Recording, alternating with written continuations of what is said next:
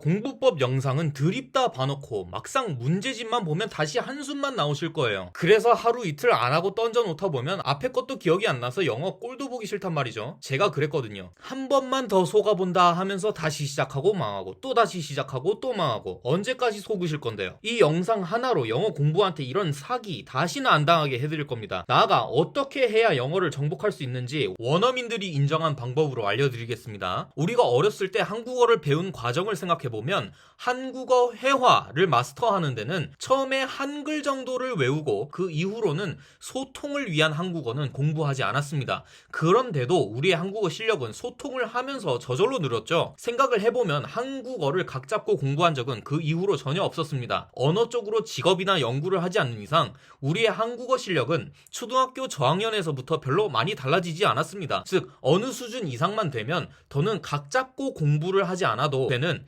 임계점이 존재한다는 겁니다. 자, 한국에서 우리가 영어를 배울 때 효율을 위해서 이런 논리 구조를 가지고 배우기 시작합니다. 자, 이미 한국어를 할 줄 아니까 한국어 단어를 영어로 바꿔주고 그 단어를 재배열하는 방법을 문법을 통해서 알고 있으면 정말 완벽한 문장을 만들어낼 수 있겠구나 라고 말이죠. 이렇게 해서 우리의 교육과정인 한영, 단어 암기, 문법 공부 체계가 탄생하게 되었습니다. 하지만 불행하게도 이 방법은 회화를 하는 데에는 전혀 도움이 되지 않습니다. 그럼 일단 이 두 책에 대해 알아보겠습니다.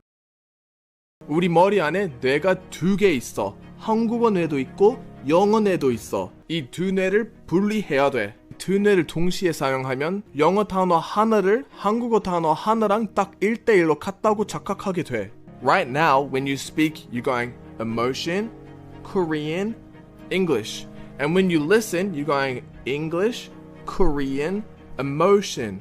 But when you separate your two brains, when you stop thinking emotion, Korean word, English word, and start thinking emotion, English, idea, English. That's what fluency is. English fluency is being able to remove Korean from that equation. English fluency is going straight emotion to English, idea to English. 자, 단어를 한영어로 우리가 외우기 시작하면 영상에서 보셨듯이 다리를 두 개 건너야 영어 단어 하나가 나오기 시작합니다.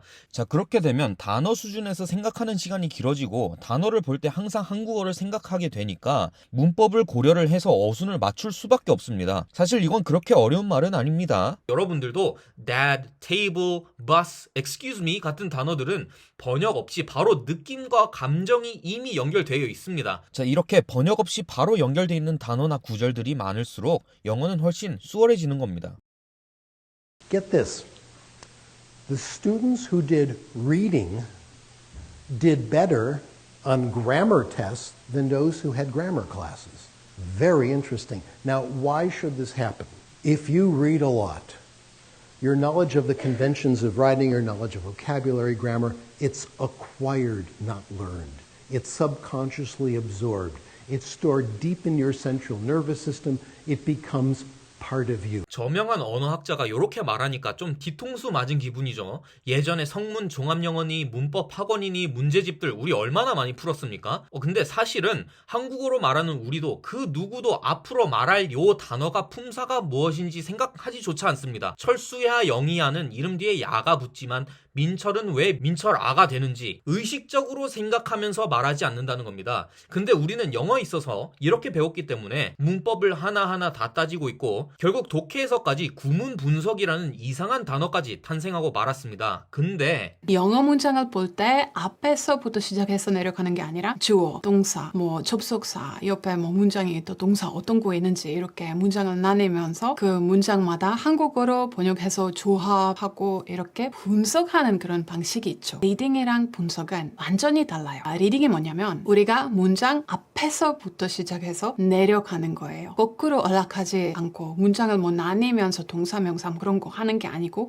내려가면서 끝까지 동시에 바로바로 이해하는 그게 리딩이에요. 왜냐면 우리가 리스닝 할 때 중간에 멈추고 문장을 나누면서 동사, 명사 찾아보고 거꾸로 올라오면서 그런 게 다 불가능하잖아요. 그래서 이 분석식 습관을 없애고 리딩하면서 바로바로 이해되는 이 방식을 좀 연습할 필요가 있을 거예요. 자, 듣기나 말하기처럼 글이 눈앞에 안 보이기 시작하면 단어를 재배열하거나 구문 분석을 못하기 때문에 듣기가 전혀 안 되거나 문법을 따지니까 한마디 말조차 못하게 됩니다. 문법 공부는 이만큼 했는데 하나도 안 들리고 하나도 못 말하면 여기서 포기 안 한 사람이 이상한 거 아닐까요? 그래서 우리가 영어를 왜 어려워하고 포기하게 돼요? 우리는 영어 단어를 한국어랑 연결시켜 버렸기 때문에 느낌에서 영어로 튀어나온 속도가 일단 늦고 요 단어들을 문법 규칙을 통해서 재배열해야 한다는 생각을 갖고 있기 때문에 일단 문법 규칙들을 드립다 공부해야 합니다. 그런데 당연히 한 언어의 방대한 문법 규칙을 다 꿰고 있는 것은 불가능한데 요걸 좀 까먹었다고 좌절하게 됩니다.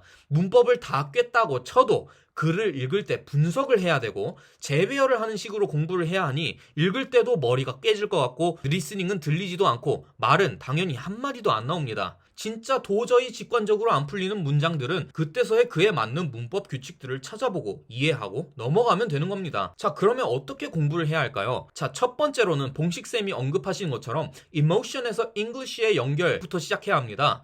이래야 번역 단계를 뛰어넘을 수 있기 때문이죠. 자, 이를 구체적으로 저는 어떻게 했는지 제 채널 여기 영상에서 자세하게 다뤄놨으니 참고하시면 도움이 되실 겁니다. 이렇게 단어에서 느낌으로 바로 연결이 되어야 문장의 흐름을 느낄 수 있게 되고 문장에 대한 데이터가 많이 쌓이면 이 문법 규칙을 다 알고 있지 않아도 어떤 뜻인지 알아들을 수가 있습니다. 사실 문법에 있어서는 그냥 이렇게 자주 쓰이잖아 가 문법 규칙들보다 먼저 나와야 됩니다. 이것이 우리가 한국어 문법을 중학생이 되어서야 배우는 이유이기도 합니다. 문장들에 대한 많은 노출을 통해서 감을 익히고 나중에 문법을 배우면서 우리가 헷갈리거나 잘못 쓰는 케이스들을 고쳐나가는 식으로 가야 됩니다. 단어부터 느낌으로 바로 연결 지은 다음에 글들에 꾸준히 최대한 많이 노출이 돼야 됩니다. 자, 요건 다 아는 내용이고 꾸준히 하는 게 안 된다니까. 알겠습니다. 우리의 시간은 한정되어 있고 성인인 지금 현생에 바쁜 일들이 너무 많습니다. 그래서 우리는 영어도 빨리 임계점을 넘어버리고 졸업을 해야 됩니다. 선택과 집중이 필수입니다. 자, 그럼 뭘 선택해서 집중을 해야 되는지 알아야 합니다. 근데 그러려면 목표가 있어야 됩니다.